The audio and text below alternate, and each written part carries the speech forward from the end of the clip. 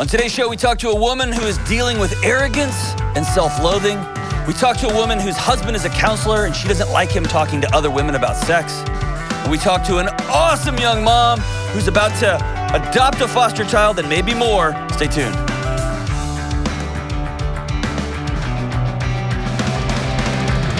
Hey, what's up, everybody? This is John with the Dr. John Delony Show.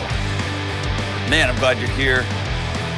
This show, we talk about everything. If you want to be on this show, I'm talking about everything. We don't talk about swimming. We could, I guess, if you want to call it about swimming, but I don't know a lot about swimming. I'm terrible at it. But we talk about mental health, relationships, parenting, holiday season stuff, politics. I don't care. Whatever you want to talk about. Give us a call or go to online. Go online to johndelony.com/ask. ASK. Fill out the form. You can call us at 1-844-693-3291. Leave a message, and Kelly will call you back. Speaking of, Ben is on the mic. Yes, sir. That sounds good. Hey, what was your childhood nickname? We were talking about this before. Well, I was a drummer, so I always tried to get people to call me Ben Jammin' because that was cool. Oh, no, it's not. Dude, Kelly's like, no, you can't nickname yourself. I found that out. Oh, no. So what did they morph it to? Because middle school and high school kids are evil. I don't know. I think I just blocked it all out after that, and it didn't work. It's just been a steady descent into madness, which is how you ended up on this show. So we're glad you're here. Kelly? Well, when I was little, because kids are mean, it was Kelly with a belly full of jelly.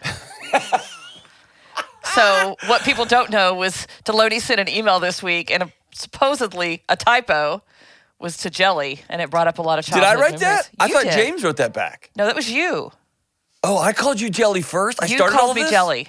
Yeah. Oh, I did not intend. Yeah. I've probably slept 4 hours in the last 3 weeks combined. So I didn't mean to call you jelly. I'm sorry for bringing all that up. It's okay. Dang. Well, my last name rhymes with like a processed lunch meat. It was a rough True. childhood too. My nickname after that was always, because my maiden name is Fletcher. So I was in middle school when Fletch came out. So I have been Fletch. Forever. Even now, half my friends still call me Fletch. The most common nickname I have, besides Baloney Delony, which, way to go. I can't even repeat in public. Yeah, it's not great. But I've got buddies whose parents are 70s, and when I see them, still to this day, that's what they call me, and it's so great. I can't bring my kids around, but it's phenomenal. It's just my name, and it is what it is. And I realize to everybody listening to this, A, you either don't care, or B, it's like middle school, and I just came up to you, and I'm like, I know somebody who likes you, and I'm not going to tell, and I ran off. It's so lame, but I just did that. I realized that. It's kind of lame, but all right, shake it off. All right, let's go to Shelly. Oh, my gosh. Shelly rhymes with jelly, but we won't even go there. Shelly in Atlanta. What's up, Shelly? Yeah, I rhyme with jelly. That's awesome. We're not even going there. We're not. But Shelly does rhyme with Kelly, but you already sound kinder than Kelly. So what's up? All right. So last summer, I was told that I am arrogant. And that was kind of a shock to me because you may be more like Kelly than we thought. So go ahead. So I tend to have problems with self-loathing and perfectionism. I hope Kelly does not have that problem. No, she doesn't have a problem with it. She just knows that she is perfect. So that's good. So my negative automatic conclusion was, oh no, I'm not hating myself enough or I wouldn't look arrogant. Exact. Way to go. Way to go. And I know that's not a healthy way to think about it, but it's kind of been eating me alive ever since then. Yeah. Because I don't want to be arrogant, and that's the last thing I ever thought I was. I tend to really not think I'm better than other people. Wow. So who told you this? So it was a work supervisor. Okay. I recently came out of an abusive marriage and went to interview for a new job in a new place. And I understood that, when you do a job interview, you're supposed to sell yourself and, sort of exaggerate how good you are. And I wouldn't say exaggerated, but you just tell you. Those are one of the few moments in our culture where we're allowed to talk about ourselves positively, which is lame, but that's where we got. So, did you oversell yourself, or did you think you did a great job? I felt like I did a good job. I thought I played the interview game well, and I got the job. Mm-hmm. But the supervisor later was like, you're kind of arrogant. Based on that interview, or based on how you come into work every day and how they experience you? And here's what I'm getting at. Two important things when somebody says something like that to you. One is, do they have credibility to speak into your life? Mm-hmm. And if they don't, then just like Jay-Z, you got to brush your shoulders off and you got to move on from that. I mean, there's going to be critics everywhere. That's life. Mm-hmm. If it's somebody that either you need them to experience you in the right way, someone you love, your spouse, your parents, whatever, or your supervisor that your livelihood depends on them being in relationship with you, then that's a little bit more important. And so there has to have been a series of behaviors, of actions that they experienced. What were they? Well, so it was literally just based on the interview, because I am a sign language interpreter. So I often work by myself or only with people sometimes. It's not like I see this person every day or anything like that. So it was really just based on the interview. Oh, can I ask? I thought I was a better interpreter than everybody else. Can I? Are you? No, and I know that, and I don't think that. So, can you? I am going to just shine my ignorance brightly. Okay. Okay. Sure. Can you be arrogant in sign language? Obviously, your words are, but can you come across that way? Yes, although the interview was in English. Okay, so, something else is going on here, because that one comment has caused you to spiral out for a year. Is that the first time somebody's told you that? Or are you really thin-skinned? Like, what is it about that comment? I think that it really took me by surprise. Okay. And,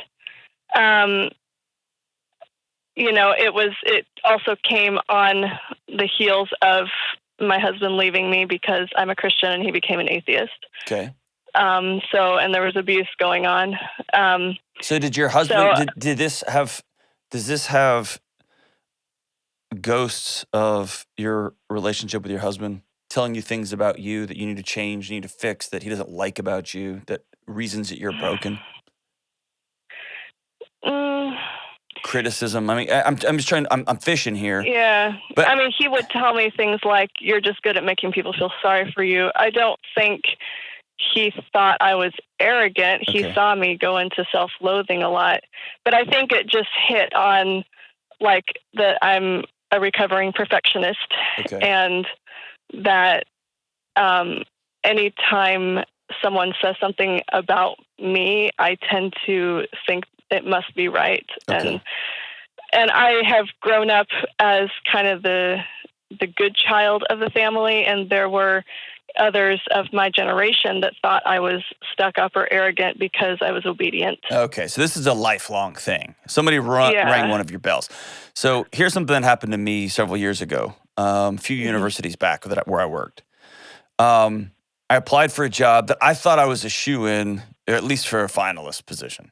And I didn't get an interview, which in my situation was a move. It was a statement. Like we're not even going to talk to you about this. And so I asked, like, man, I'm missing something. And I thought I did good work. I thought I was a good guy. And so a buddy of mine said, man, I'll ask around. And then he called and said, hey, you want to go to lunch? It's my buddy Mark. He called and said, hey, you want to go to lunch? I said, yeah. And he said, I'm going to be honest with you. Here's what I heard. And what came back was devastating to me. And here's why. I'm uncomfortable in certain academic settings. I've always struggled with whether you're smart enough. That's why I keep going to grad school to prove myself to myself. It's ridiculous, but that's me. And I feel uncomfortable around really smart people because I'm intimidated. But I like being around them so much, and I love good engagement. But I don't always fit at in those tables, and I'm uncomfortable in banquety kind of situations. Mm-hmm. I love them when I'm there, but this takes a season to get. I got to gear up for it.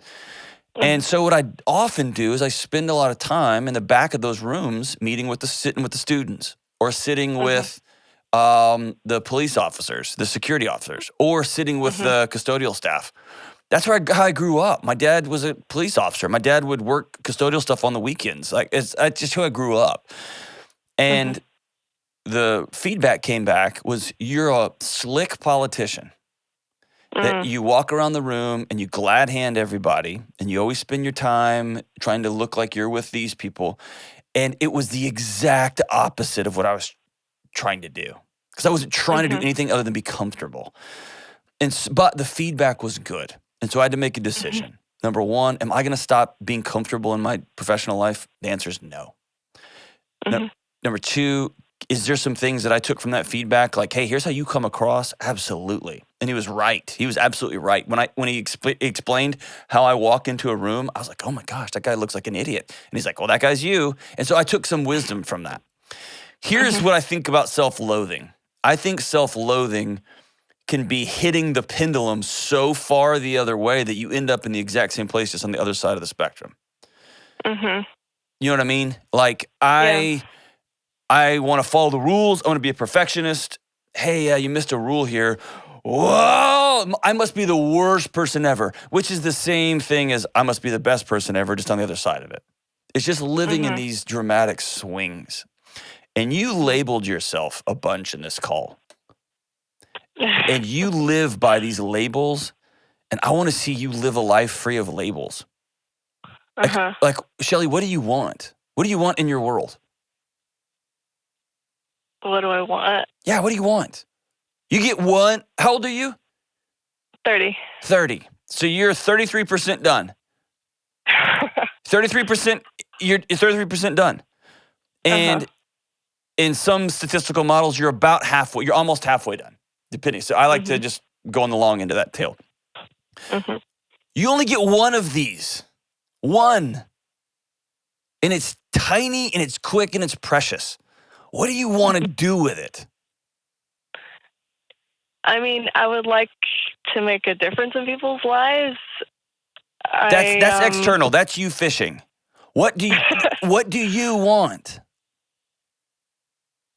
To be happy and accepted, I guess. To be loved? Who told you couldn't be loved besides your ex-husband? Probably myself. Yes. Like, that I can't be loved if people think I'm arrogant, or if people think something about me that's not true, it automatically is true because they thought it. So here's what I want you to do. When somebody drops that brick in your backpack, someone tells you something about you. You're not pretty enough. You're too big. You're too skinny. You're too this. You're too Jesus-y. You're not Jesus-y enough. You swear too much. You're such a goody-goody with your language. Whatever it is. You're arrogant because of an interview where you told everybody, you flexed a little bit. Good for you. You told everybody I'm a incredible sign language doer. I don't know how you say it. Interpreter. Interpreter. There you go. I can rock it onto the break of dawn when it comes to sign language. Everybody better recognize and get in line behind Shelly Jelly. And they said, hey, you came across as arrogant. Here's what I want you to do. Keep a small journal. Go to Walmart or Target, or if you're an overbuyer, overbuy it. And have a small journal, and it's just your story journal, and carry it with you everywhere. I have a small one in my bag right now. And when somebody says, dude, you're arrogant, or you're a jerk, or you are fill in the blank, or when those thoughts pop in your head about you, I want you just to write it down and extend it out arm's length physically and ask yourself, is this true? And if it's not, you have to then decide, I'm going to stop dwelling on it. You don't make that decision. You let your mind control you. And I want you to take back control of your thoughts. So how do I know if I'm arrogant? Are you? I mean, I have begun to value myself, and I don't know if valuing myself is arrogant. Do you have somebody that you trust? Do you have a friend, a community? Some, yeah. Ask them. So I did ask my sister. What'd she say? And she said, I know that you have some insecurities, and so I know where that comes from. It can look arrogant, but I know, like, in your heart, it's not. So when she says look arrogant, what are the things that look arrogant? Like, are you mean to people? Do you cut in a line? Do you say, oh my gosh, I'm so much better than you. Look at my body compared to yours. My bag is nicer than your bag. I mean, here's the challenge. These thoughts swirl around and they're hard to grab onto, and they spin faster and faster. And then you start looking for confirmation of them everywhere, and you'll find it. Mm-hmm. And somebody will look at you a little bit weird, and you'll go, oh, it's because I'm arrogant. Or somebody will say, oh, excuse me, ma'am. And you'll go, oh, they think I'm arrogant. You'll see it everywhere. And that's why I want you to write it down and get some distance from it, and then begin to pull it apart. What are the things? Is it how I stand? Is it how I am rude? Do I talk sharp with people? Does my voice get loud? What are the details of this thing that we can work on? Mm-hmm. Mine was I walked in and shook hands in a particular order throughout a room. I looked exactly like a slick politician, and it grossed me out. So one of the things I stopped doing was shaking hands. I just stopped shaking hands, and I walked by and I'd look people in the eye and say, dude, what is up? And I stopped trying to be a professional engager, and I just started being a human engager. And it literally went away. And so there was some behavior things that I could fix. I didn't change who I hung out with in a room. I didn't change how I honored the president that was in that room and the custodial staff in that room. All that stayed the same, but I did stop going from person to person and shaking hands and nodding my head like a TV politician. And so there were some actual things I could do that were different. That's what I'm asking you. What are the things people point to? I don't think they've really pointed to anything, just maybe the way I talk. That's a thing. That's a thing. That's an action. Yes. Okay, so the way you talk. So, in the interview, I would say things like, I think they talked about how they're so busy and don't have enough people to handle it. And I was like, so y'all need me. Or, they were like, I told them some of the experience that I had that was not expected, that they wouldn't have thought I had that experience as a young interpreter. And they took that to mean that I was arrogant. Gotcha. Well, so here's the deal. You can't control what they think. You control how you live. And so from this point forward, when you hang up the phone here, if you're not an arrogant person, we're done with the conversation. And begin being conscious about kindness and leaning into people. Now that you've got this job, love people. And by the way, if they need you, say it. I mean, you see what I'm saying? I don't hear anything arrogant here. I hear somebody who is so incredibly tied to what the words that come out of other people's mouths for her own security that you will just spin and flip and flop and do whatever it takes for the next person in front of you to value you. And what I want you to do is to get past all of that, and you begin to value you. And then you speak your truth out loud. And there will be certain people that don't want to be around that truth, and that's okay. They get to choose that. And there will be certain people that gravitate towards that truth, and it will be incredible. But until you decide, I'm Shelly, and I'm worthy of my space, I'm worthy of my jokes, I think these things are funny, and I think these are not funny, and I'm okay with that, and I've got these opinions, and I'm willing to be wrong, until you can start to root yourself in the ground there, you're just going to have what you're experiencing now. One person's going to say one thing, and it will spin you up for a year. It'll take up a year's worth of thought real estate in your mind. And it will mess with your biochemistry. It will make you live less long. Because it will poison you. Every time you talk to this person, your heart's going to start beating a little faster, and you can dump a little bit more cortisol and adrenaline in your bloodstream. It's going to slowly eat your insides.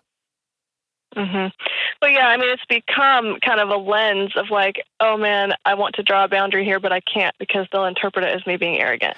And you can't control other people. All you can control is your thoughts and your actions. And you can draw really firm boundaries with kindness. And you can draw really firm boundaries with joy. People who don't have strong internal sense of who they are, they often overcompensate their boundaries. They wait till it builds and builds and builds, and they kind of explode on people. And then people go, whoa, instead of the slow, regular, gentle making a boundary.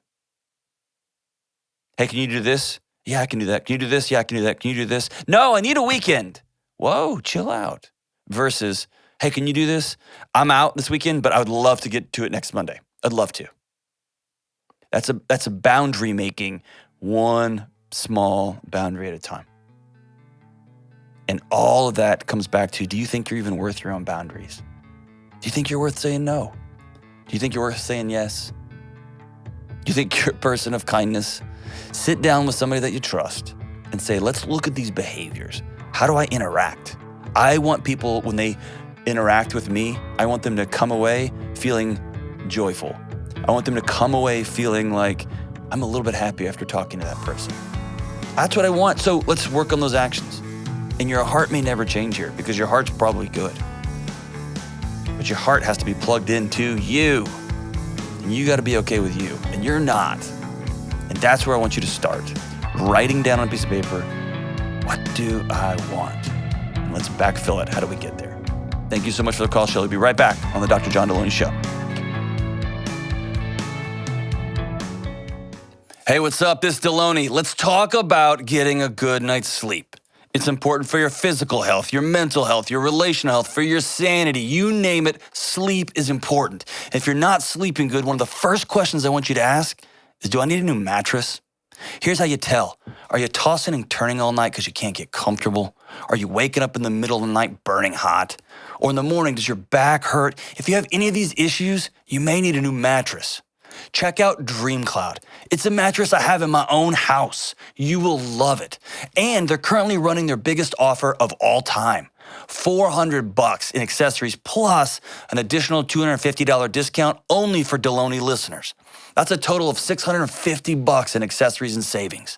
Visit dreamcloudsleep.com/Delony or dreamcloudsleep.com and enter promo code Delony to get a new mattress shipped to your house today, and you can enjoy $650 in savings. That's dreamcloudsleep.com, promo code DELONY. All right, we are back. Let's go to Samantha in Chicago. What's up, Samantha? Hey, how are you? Just rocking on to the break of dawn. How about you? Awesome, doing great. Excellent. So what's up? All right, so my husband's currently in a graduate program to become a Christian licensed professional counselor. So I wanted to call in and get your perspective. More specifically, I haven't heard specializing. Oh, hold on a second. I haven't heard of. So is he getting his LPC? Yeah, he's getting his LPC Okay. at a Christian university with the plan to specialize in drug and alcohol recovery at a Christian facility, wherever that's going to be. So he's going to become a licensed counselor, and he happens to be a person of faith. Yeah, and Okay. actually as he's going through the program, he's realizing more and more, while the whole world needs help, it will be difficult for him to kind of intertwine Jesus and that part into the spiritual healing of people in kind of secular institutions. So he's kind of targeting specifically drug and alcohol recovery because that's part of his testimony, how he came to Christ, Okay. as well as Christian organizations. So that's kind of what he's working towards, and I'm totally supportive of that. And Sure. When we met, he was in his undergrad for psychology and counseling, and he was kind of focusing more towards counseling men. So he went through a Christian recovery program that was men only, and he's planning to intern at that place as well. Okay. But as we got married a year ago, and this is kind of, I've been Christian 3 years. He's been Christian 6 years, where our first relationship is being Christian. So trying to apply things from the Bible and marriage and boundaries with opposite sex has been just a challenge in a lot of different areas. So when it comes to friendships and even I work in finance, so the nature of my job is not spiritually or emotionally intimate. But in any case, if I have meetings or one-on-one with men or anything like that, it's all transparent. That's the type of stuff that we can talk about. So some of my struggles or concerns with if he does decide to also counsel women is just I have a lack of comfort with that because generally counseling is private. It's one-to-one, often behind closed doors, and definitely confidential. There's a lot of intimate topics that are discussed. I myself am in counseling, and so is he. So we know what kind of things are talked about. And while I do understand it's one way, it's client to counselor, honestly, I just don't really like the idea of another woman sharing their hearts and soul with my husband and kind of believe that's reserved for marriage. Now, I do trust him, but I do know that we're sinners at heart. And for me, it's just it just doesn't feel safe, like we're putting in good boundaries or safeguarding when there are great options to just counsel men. And hold on. So let me break in here. Mm-hmm. So I'm going to say this as kindly as I can, but as directly as I can, okay? Mm-hmm. Your marriage is not safe right now. Okay.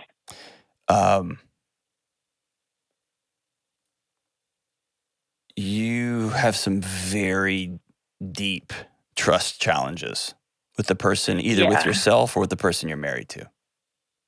Mm-hmm. And I don't care what your faith persuasion is. I don't care what your professions are. Y'all need to get together ASAP and deal with the trust issues. Whether you're bringing them to the table and you've been hurt in the past, or you've made bad decisions in the past, or this guy has made bad decisions in his past, etc. Right. A counselor is like a surgeon, like a doctor, like a plumber. They are trained professional. And part of the training is how to remain objective, how to be honest with yourself, how to sit in consulting, how to fill in the blank. Is counseling intimate? You better believe it is. But is there a difference between that relational intimacy that happens in a professional setting and sexual intimacy? There better be, or that person shouldn't be a therapist.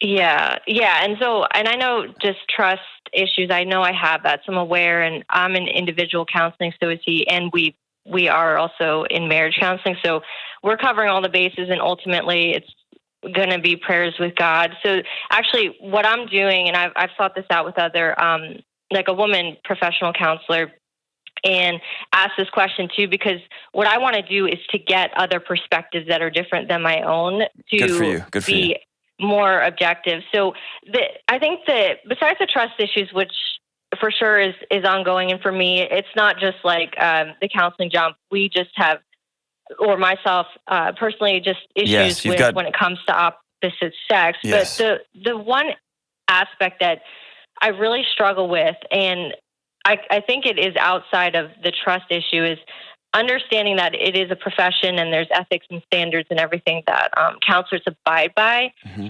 To me, it's different than being a plumber or a surgeon that is doing surgery, because this is like emotional and spiritual intimacy that another woman is sharing. But the biggest part of that is the confidential nature of counseling. So if I'm experiencing, emotionally intimate conversations with another man in whatever setting, or I'm going to a male doctor, these are all meetings that I could share with my husband. It's not something that he can't know about, or he can't know about. You're getting exactly, you're making my point for me. This has nothing to do with counseling at all.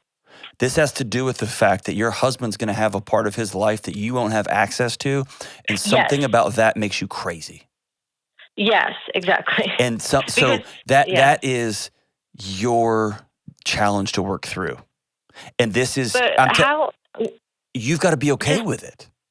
I know, but when it comes to, being a Christian and the covenant and sacredness and transparency of marriage, to me, it feels like, okay, we're supposed to be one. We're supposed to just be in each other's lives and total transparency between the two of us. And then there's this major part of his life that he'll be spending, more time in, because work is generally more time than with family. And it's something that I can't have access to because of the nature of the job. And to me, that it feels like a violation to marriage. And so what you're conflating in a dangerous way is open access and trust. Trust is, faith is, I'm leaning into you and you're leaning into me. And about the things that you want to share with me, I trust that you're honoring this relationship. I trust that you're honoring me. So let's imagine you have some rambunctious dream about an ex-boyfriend. Do you feel like that you're violating your husband's trust if you don't wake him up in the middle of the night and tell him about what you just dreamt? Or is there some stuff you go, whoa, I'm gonna hang on to that one? Mm. And if you are using faith, you are using your Christian beliefs, you are using this idea of intimacy and marriage and one with somebody else as an excuse to read his diary, as an excuse to get into his clients' folders. And you're conflating two things that have no business being together. Right. It's dishonoring. It is unethical. It's wrong to get into somebody else's life if they haven't invited you in. And in the profession that your husband is choosing, they have invited him into that. And you mentioned the doctor, but you mentioned on the other side of it, meaning if you go have a doctor visit with a male doctor, you can go around and tell everybody. He cannot. He can't go home to his family and say, well, I saw so-and-so without her shirt on today. Here's what it looked like. Here's this, here's it. Can't do that. Mm-hmm. That's your privacy. And so you want one side of the teeter-totter, but you expect the other, and it doesn't work like that. Yeah. And so what I'm telling you is, there is some wisdom. You're new at this. Your faith is young. Your faith is new, and you are going all in on it, and I honor that. Good for you. And it sounds like you love this guy so much that you want to share DNA. I mean, you want to line your souls up together, right? I almost said you want to share DNA, and then I realized that's probably not the right way to say that. Well, if we have a kid, I guess it's technically true. But you want to mirror at the genetic level, and you can't. And so the piece you have to make is, what does trust look like? What does faith in somebody else look like when I can't know everything? That, my friend, is love.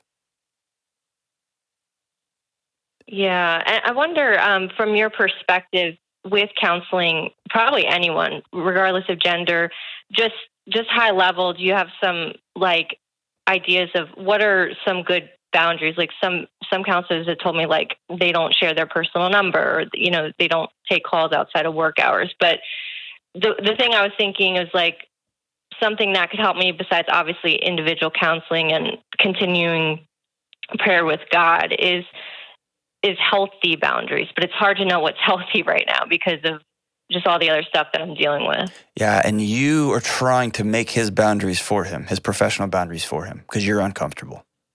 Yeah. And again, you are getting into somebody else's head and thinking their thoughts for them, and then you are trying to respond to those thoughts that haven't even been thought yet. Mm-hmm. And you're wearing yourself out. Yeah, You're definitely exhausting yourself. And you're trying to duct tape this all together through a young new faith, and it's slowly pulling you underwater to the point that you are wondering if he should even be doing what he wants to be doing with his life. Yeah. And you come at him with verses and chapters, and when he's trying to do an assignment or doing his practicum or doing whatever, and what I'm telling you is your marriage is on really shaky ground. Yeah. And so the question is not, are there good boundaries and practices? Absolutely. That people different therapists have different roles? Yes. Some are super firm. Some are more open access. Like, I am your therapist. You can reach me at this time. I think that's dangerous, but not for sexuality stuff, even though that's an issue. Let me be super clear with you. Counselors sleep with their clients. It happens. Yeah. And that is, you will get your license taken away and you will never be able to be in somebody's intimate life again. And that should be that way. Anyone who ever sleeps with a client should immediately be stripped of their license, period. Anyone who kisses a client, hold hands with there is no romance in that setting. Right. Right? If you tell your husband, I'm uncomfortable with these things, you're allowed to do that. You're allowed to feel those things. And then he's going to have a choice. So I don't want to dishonor your feelings. But I want to tell you that the feelings you have are deeper than just this profession. Because what's going to happen is he's going to quit and he's going to go be a plumber. And then you're going to say, well, are you going to so-and-so's house to fix the dishwasher? He's like, yeah, I just got some client. Her name is Susan. And you're going to say, well, is there going to be any men there? And he'll say, I don't know. I'm just going to fix the dishwasher at this address. So is there just going to be a woman there? And then that's going to make him bananas. Yeah, like there'll always be something. There'll always be something. Yeah, that's a good point. And whether it's a lawn business or a restaurant, when you took that woman's cash, did you touch her hand? Like, it's always going to be a thing. Yeah. And so at some point when you are married, when you love somebody, I have to trust that my wife had an experience today and she chose not to tell me for a reason. I have to trust that. It may be that whenever she tells me about some guy that was rude to her, I bow up like, oh, I'm going to go fight him, or I'm going to call him, or I'll let him know. And she doesn't want to deal with me. Maybe I've made her unsafe. Or maybe she's a big, grown woman. And she's not big, by the way. I realize I'm going to get in trouble for that. She's a grown woman. And she can decide whether, you know what I mean? That's her choice. And there's certain things I've said, hey, if this happens, please let me know. And she then said, I'm going to honor you by doing that. Or that violates my boundaries and I'm not comfortable with that. And then we negotiate those things. But somewhere in your core, honey, you have a major chasm with trust. And I don't know if it's from your childhood. I don't know if it's from your previous romantic relationships, but it is heavy. And you're trying to solve it by knowing every second of every moment of every interaction with your husband, and you're going to make yourself nuts. And you're going to burn the relationship to the ground. And so as you move forward with trust, as you move forward, yes, he has to have professional boundaries. That's between him and his counseling supervisor. Yes, there's going to be things of comfort. If he's cheated on you, if he comes home and he's like, man, this woman was talking about sex and it kind of turned me on, he probably shouldn't be a therapist. But you are allowed to say, hey, these things make me uncomfortable right now. I'm not comfortable with you counseling X, Y, and Z. That's fair. Have those conversations.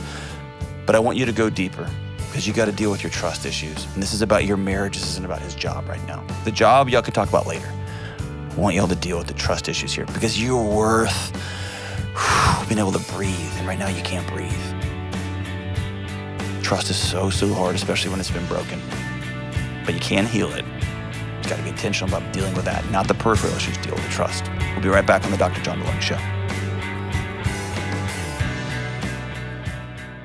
One of the most common questions folks ask me is what they should do when anxiety or panic strikes like a lightning bolt. I've been helping folks one-on-one for years, but I wanted to create something that everyone could use anywhere at any time. So I created a free guided meditation. It's not really a meditation, but really me just walking with you through your anxiety alarms from start to finish. I'll guide you through a breathing exercise and show you how to lean in, listen, and head towards healing. It is free and it's for everyone. You can download this guided meditation today for free at johndelony.com.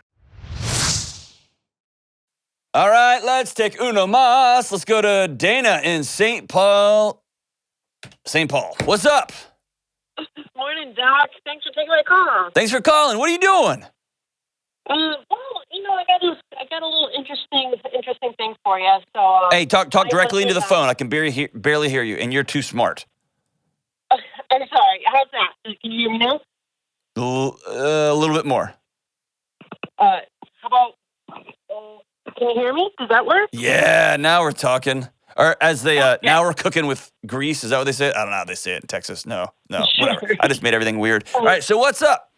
So my husband and I, we're in the process of adopting my foster son, who's been with us since he was a baby. Congratulations. That's awesome. Thank you. Thank you so much. So our plan was to be traditional foster parents, but he's wonderful. We can't imagine our life without him. So, we decided to adopt him, and the plan was to close our foster care license after the adoption. So we just found out that Bio Mama is pregnant again, and because of adopting our son, the county is going to call us for placement of this new baby. So my husband's open to being the traditional foster parent for this baby until there's a permanent placement available. But John, he's a big softie, so I feel like no matter what, he's going to fall in love with his baby again, like we did with our son.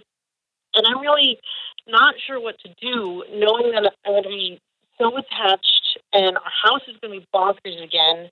And I'm really not as Pollyanna about the foster care adoption system as I was when I started this. Right. Because, we're a little more educated at this point. That system will abuse you. Yes. It will beat the crap out of your soul and your marriage and everything. Yes. Exactly. Yes. Exactly. So knowing how isolated adoptees feel, my motivations for adopting this baby or bringing this new baby in would be so my son and this baby, his brother or sister, would have a person that they're more deeply connected to that I guess we would really never understand because my husband and I are not adopted. Sure. My bio kiddos are not adopted. So I got a two-part question for you. Yeah, okay. So just so I can repeat this so I can make sure I haven't lost it. You've been fostering a young child, you're about to adopt him, and then his mom is pregnant. And the county's going to call you, which of course they do. Once they got you, then they're like, well, how about 14 more? So they're going to call you and say, hey, would you want to adopt your new adopted child's sibling? And you are thinking, I'm in, and out the gate, husband's going to be like, meh, or it's just a mess. It's we keep flip-flopping back and forth. Sure. So absolutely. We're oscillating between excitement, fear, panic, more fear. So that's every parent ever, always. Yeah, it just seems to happen real fast. Well, yeah, I mean, when it's a biological kid, you get 9 months to flip out about that. When it's adopted kid, you get about 36 hours. Yeah, it's the ramen noodle of babies. They call you and come get them. Yeah, and you're like you're in line at Sonic, and they're like, "Hey, you want a kid? Come get it right now! Come right now! And you're like, And yeah, there's no way to win that because then if you say no, then you torture yourself forever, and if you say yes, you're like, "Oh, we have a human." Yeah, totally. Okay, so what's your question now? So, what should we be asking ourselves to examine our intentions, our bandwidth about possibly taking this baby in? Knowing that it is going to change the fabric of our lives either way, whether we say yes or no. Right. And how do we continue to communicate with each other as we kind of cycle through all these emotions without overanalyzing or spiraling into a death spiral of worry? Because we're the type of people that deal with things as they come. We try not to overanalyze or worry, but this is so big. Yeah. Do you have biological kids? By the way, great question. What a genius, man. You're awesome. And what a good soul. Good for you. Never mind. Good for you. You're awesome. Do you have your own biological kids? Yes. How old are they? I got a 6 and a 4-year-old. Oh, so you're in it to win it. Oh, yeah. Yeah. I mean, you already went from man to zone. You can add another 11 kids. Who cares? Yeah, that's kind of what I feel at this point. I'm totally kidding. 11 is a lot. So here's the way I would frame it. And the way you're starting to articulate it in just the right way, which is such a gift. And if I could get everybody on planet Earth, including myself, to live as you just articulated this, the world would be a better place. There has to be pockets in our life where we just talk crap, where we just go blah. And people don't try to race to solve those things. We can just have our feelings come out of our bodies, and then we go on about our day. Moments when we can say, I don't like you to your husband because he left his muddy shoes on the back porch again, whatever. That doesn't mean you want to leave him. That doesn't mean you should be looking for another husband. That doesn't mean, I just don't like you right now. Of course I love you. Of course I'm not going, right? We have to be able to do that. And we're so pendulumy in our culture these days. I'm totally in love. Well, I hate you. I need somebody else, right? Back and forth. So you have to have that moment, and you have to have that moment of we got to solve right in front of us and look 5, 10, 20 years down the road. Yeah. And so it's both and. So here's what I would challenge you with. Number one, commit to you and your husband. We are going to live with no secrets. And so start with no secrets. Secrets are, Brene Brown says, shame eats secrets for breakfast. Secrets always end up in resentment because it builds and builds. Like, I don't really, the more I think about this, the more I cannot have another kid in this house. Or I cannot not adopt this baby. But we need to put a period at the end of a sentence because this birth mom may go on to have 5 other kids. And we can't do this every time. So what is our cap going to be? And it makes it, when you start talking about cap, what is our capacity? How much money when you start being honest with yourself, it's less about, hey, we're holding this little baby and we're able to look at our capacity and our boundaries at arm's length. And that starts with no secrets. Where are you on this? And I would have the no secrets conversation like maybe once a week. That's not an everyday thing because your feelings vacillate. I can't do another baby just because today was hard and I'm tired. Yeah, that was yesterday. Yes. And then you woke up today and you're like, today's great. And your 6-year-old came and got in bed with you and your 4-year-old made there's cereal everywhere, but they tried, you know what I mean? And suddenly you go, oh gosh, they just wiped their own butt. It's going to be okay. You know what I mean? And so it vacillates. And so it's being able to have a place where you can say, like, plan for it. All right, let's do a heart check-in. What secrets are building up? And everybody can have their secrets out. And then the other way that I want as an everyday thing is to preface a sentence with, I'm being vulnerable here. Okay. And the phrase, I'm being vulnerable here, sets up a conversation that goes only one way. I'm being vulnerable here. I don't know that I could handle a 4th baby. And what that means is I'm just getting that out into the ether and the other person cannot respond. All they can say is, thank you for sharing that, period. Okay. That's it. And what they're going to do over the course of a week is they're going to listen and kind of absorb, I hate people say that. They're going to listen and absorb the vulnerable statements. And over the course of 1 week, 2 weeks, 4 weeks, if there's been multiple, I'm just being vulnerable here, I cannot wait to have a 4th baby. I want that baby. Or I'm being vulnerable here. I don't know if I can handle it. I feel like I'm at the end of my capacity. Then during the secrets conversation, the once a week, and this is when y'all are going to look at your budget. This is going to be when you look at your calendar for the week. So it doesn't have to be a big kumbaya throwing confetti in the air. It's just a planned interaction. Checking in. Where are you? How are you? We doing okay? And that's when somebody can say, all right, I heard you say 5 or 6 times last week, the idea of another baby is overwhelming. Walk me through where you're at. And so I may, in a week, say, I'm being vulnerable here. I don't have any friends. I'm super lonely. I'm exhausted. And our pets' heads are falling off. I'm just going to go and go and go.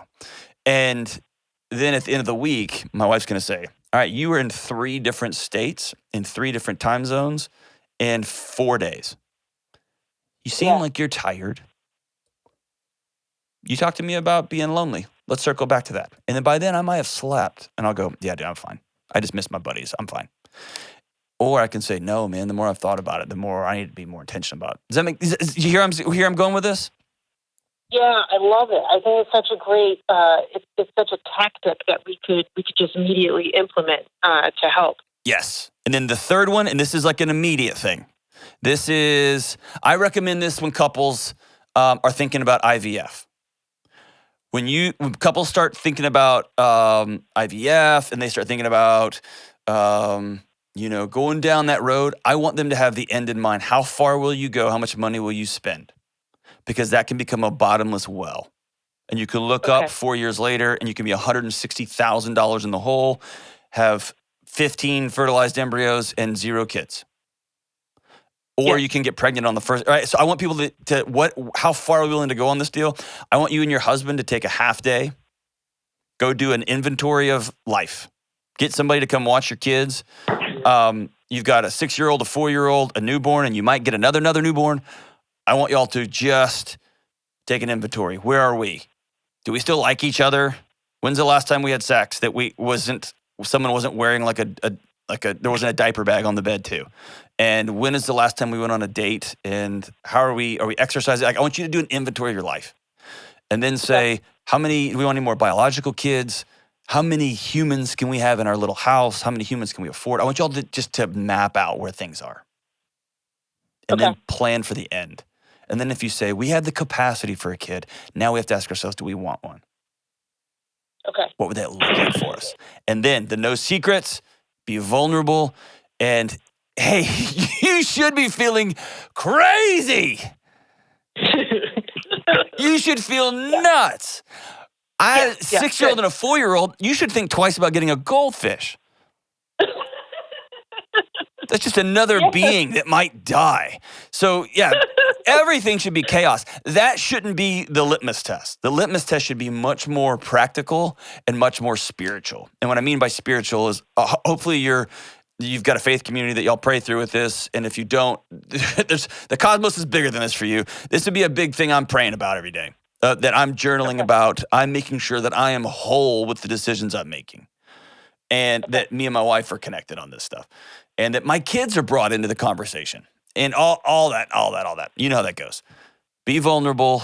Give yourself places every day where you can go and just release some of the steam and the feelings, the exhaustion. I just need you to hear me. And then here's where I really am, once a week or so. And then, man, go get them. Go get them. Good for you. That's awesome. Fabulous advice. I really appreciate it, Doc. All right, let me know how things go. Go on that half-day retreat and set the stage for what's to come. And by the way, this will be great for your marriage just in general. And if you're listening to this and you have 2 kids, do it this weekend. Just take a half day and say, whoa, where are we? And if you got 2 kids that are 19 and 20, you got 2 kids that are 6 and 4. And if you're thinking about adding a couple others, oh, God almighty, do that too. All right, as we wrap up today's show, hey, yesterday, Kelly, what was that guy who did his debt-free scream yesterday in the lobby? The crisis responder. Oh, yeah, earlier this week. Yes. Guy was amazing. And he's a crisis responder. That's what he works for, emergency response. He's an incredible guy.